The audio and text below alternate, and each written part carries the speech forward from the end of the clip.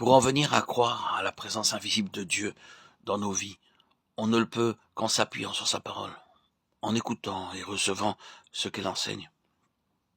Prenons la peine de croire que réellement Dieu veut faire ce qu'il nous dit.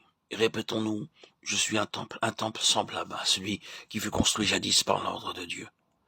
Dieu veut que je voie là ce que je suis moi-même, le lieu très saint, en former le point central essentiel.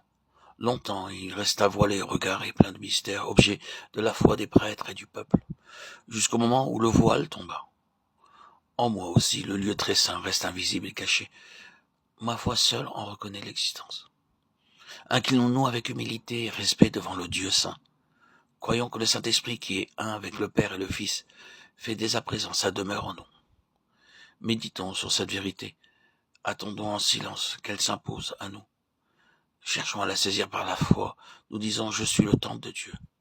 Là, dans le secret, il règne. À mesure que de jour en jour je m'abandonnerai davantage à lui, que je lui ouvrirai mieux tout mon cœur, sa puissance, son amour et sa vie divine feront toujours plus briller en moi la réalité de sa présence. Plus cette pensée remplira le cœur, plus aussi la foi à cette présence invisible deviendra ferme. Et bientôt, le lieu saint recevra le reflet vivifiant du lieu très saint. Toute notre âme alors, avec ses pensées, ses sentiments, avec ses affections et ses aspirations, en viendra à faire sa reddition devant la divine puissance qui règne au-dedans de nous. Et au travers de nos tristes expériences, au travers de nos chutes, de nos péchés, commencera à luire un rayon d'espérance. Nous pourrons dire alors, souvent j'ai combattu sérieusement le péché, mais sans jamais parvenir à en préserver le lieu saint, parce que je ne savais pas que Dieu habita le lieu très saint.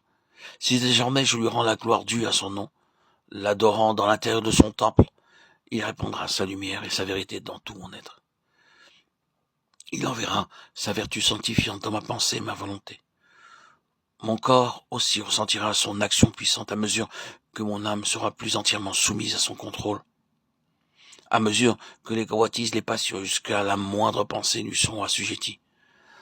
Cet esprit invisible donnera le coup de mort aux actes du corps, tandis que le fleuve d'eau vive qui sort du trône de Dieu et de l'agneau, Apocalypse 22:1, se répandra dans ma nature entière, purifiant et vivifiant tout de sa vertu divine.